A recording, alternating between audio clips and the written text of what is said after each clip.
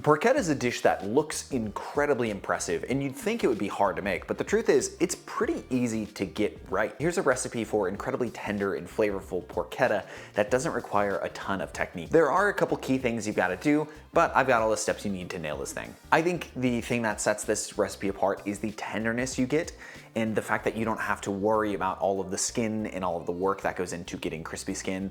I pretty much just skip that entirely, but let me show you what I mean. To me, there are three things I look for in porchetta: tender interior meat, a well-rendered crust, and a really flavorful filling. Traditional porchetta is made by deboning and rolling an entire pig around the inside of a pig. Basically, you're getting like tons of porky flavor on top of pork. A lot of home versions just use pork belly rolled around an herby filling. I do use pork belly, but I like to have a little ground pork in the filling itself to help fill out the roast. The ground pork acts as a fatty medium for all the herby goodness, and it essentially turns the inside into a super seasoned meatball. I want some cooked out fennel in my interior, so let's start by breaking down a bulb. Fennel and pork are a match made in heaven. Reserve any fronds before breaking down the bulb, as they are extra herbs and can have a ton of flavor. Cut the bulb, just like you would an onion, in half first and then dice each half. There's too much moisture here to add this into the filling raw, so begin heating a skillet over medium-high with a little oil. Once hot, add in the diced fennel, season it with salt, and begin cooking it down until all the water is gone. Once that happens, the fennel's gonna start to brown, and that's when we can remove it from the pan to cool. We don't wanna add any hot veggies into the pork filling. If we want our filling to be really well seasoned, we need to make a little herby paste. It's the best way to ensure even distribution of the good stuff. To a food processor or mortar and pestle, add in 3 cloves of garlic, 3 sage leaves, the cooked down fennel, a handful of parsley leaves, those reserved fennel fronds, and then a few hard herbs if you've got them around, like rosemary and thyme. Go easy on the rosemary and thyme though. Those can taste really woody if you add too much. Pulse this until nice and broken down, but this doesn't need to be like a baby food style paste. A little bit of chunkiness is nice here. Now for the pork. This is roughly half a pound of pretty well marbled ground pork. You don't want too much fat. Anything more than 80-20 is gonna be a little bit greasy when cooked with the whole porchetta though. For just a little bit of binding, I like to make a panade, or a mix of panko breadcrumbs and milk, probably about like a tablespoon of each one. I don't usually measure this too hard. This keeps the meat a little more tender and a little more moist. Add your herb mix into the pork and then grate in a ton of parm, basically until you get tired. If I were measuring this, it's probably about like 10 grams or so.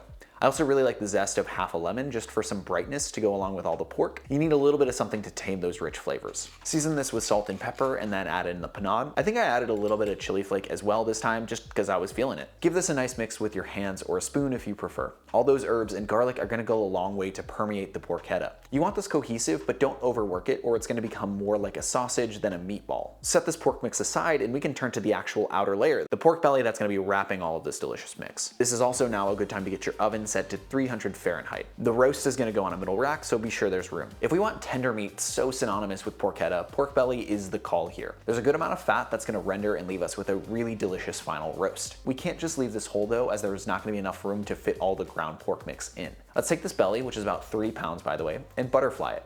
This is gonna give us much more surface area to spread the filling. Literally just cut into the side like a book and open it as you go. Be sure to leave a little bit of a hinge at the end so you don't just cut it into 2 pieces. I just got this meat tenderizer in the mail, so I'm gonna give it a go on the inside section.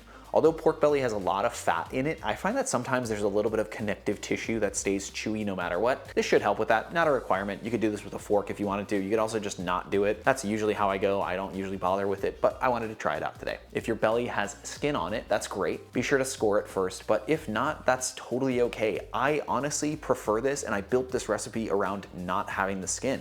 It's so much easier to nail this as a roast when there isn't too much skin to worry about. I have a really hard time buying pork belly with the skin on. Nowhere around me sells it, so I have to go super out of my way to get it, and that's not always what I want when I'm making a roast like this. I think that's part of what makes this recipe specifically so easy to replicate, is that you don't have to worry about skin prep and like drying it out and all of these things that you've got to do when you want to get this really good skin. It's just how I like to do it. I think that's really what makes this one a little bit special. Season the inside layer with salt and then smear on the herbed pork filling. Leave a little edge unfilled near the end point of which you're going to be rolling to. Maybe like half an inch or so uncovered is good. Begin rolling towards the uncovered edge. Once rolled, place it seam side down and grab a roll of butcher's twine. You could do this with fancy trussing, but I like to just cut 5 long pieces with scissors. I make sure that they're so long that I don't have to be precise with it. Start in the direct middle and tie that piece first. Do a double knot before locking it off. The double wrap holds the piece in place a little better, and then you can tie it off. From the middle, go to each end and tie those, then go in between the middle and each end. So you're doing center, outer edges, and then halfway between these outer edges in the middle. For a roast like this, it's usually about 5 pieces of twine. Spread some olive oil over the outside to aid in browning, and then season this whole thing with kosher salt. Rub it around and give it a good, nice coating. Place this on a rack over a roasting tray and put just enough water in the tray to keep any fat from burning. You just need a small layer so that anything that drips out of the roast itself doesn't just like immediately scorch on the tray. Cover this in foil and then put this whole thing in the oven for around 3 hours. Most of this time is just completely unattended. Really, you just need to make sure that the tray isn't burning, so check it like every hour or so. At the 3-hour mark, it's a good idea to check if the meat is tender enough. Place in a fork or thermometer and wiggle it around. If it feels tender, it's good. If not, let it go for like another half hour or so. Even though the meat is tender, you're gonna notice the outside is not brown. It's kind of just this like pale roast color. Like it's cooked, but it's not perfect yet. So don't worry, we're gonna fix that in a second. Turn the oven up to 400 convection or 425 regular if your oven doesn't have convection. Place the roast in once it's hot and let it go until nice and browned on the fatty exterior. This is really gonna depend on your oven, so just keep an eye out. For me, this took like 25 minutes or so. This beautiful brown color is exactly what we're looking for. The fatty exterior is beautifully rendered with like a little bit of crunchy fat on it. Oh, it's so good. Give this enough time to rest. This has been in the oven for quite a long time, and you don't wanna end up with dry meat just because you couldn't wait and you cut into it too early. I know we're excited, just like look at all of the golden brown fat on the outside, just absolutely glistening. Now, I know it's missing the puffy skin cracklin that a lot of porchetta recipes have, but I think this one is so easy and delicious that I don't miss it at all. I don't have to worry about smoking my oven out with exploding skin. The results are so insanely delicious that it's really easy to justify not doing that extra step. You can see this reaction here. I had tested this recipe a year ago and I hadn't made it since then. I think the importance of the long, slow roasting process is really, really understated here. The pork belly transforms into something that's so fatty and rich and unctuous in all of its beautiful porky goodness.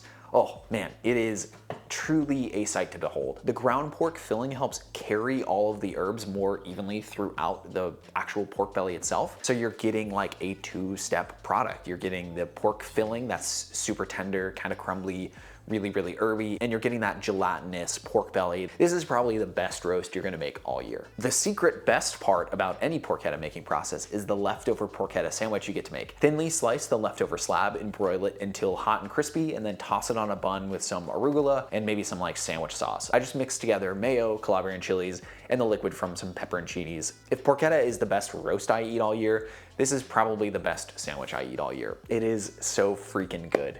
Massive shout out to the amazing people supporting me on Patreon through patreon.com/CameronMarty. They get some cool benefits for supporting the channel, and I get to keep making videos like this. So check it out and consider becoming a patron. You can also just subscribe and like the video and support the channel that way. Now, if pork's not your thing, you're gonna wanna check out this Taiwanese beef noodle soup I made last week. It is really beefy and aromatic and just hits your soul in the right way. So definitely worth making. Thank you so much for watching. Cheers.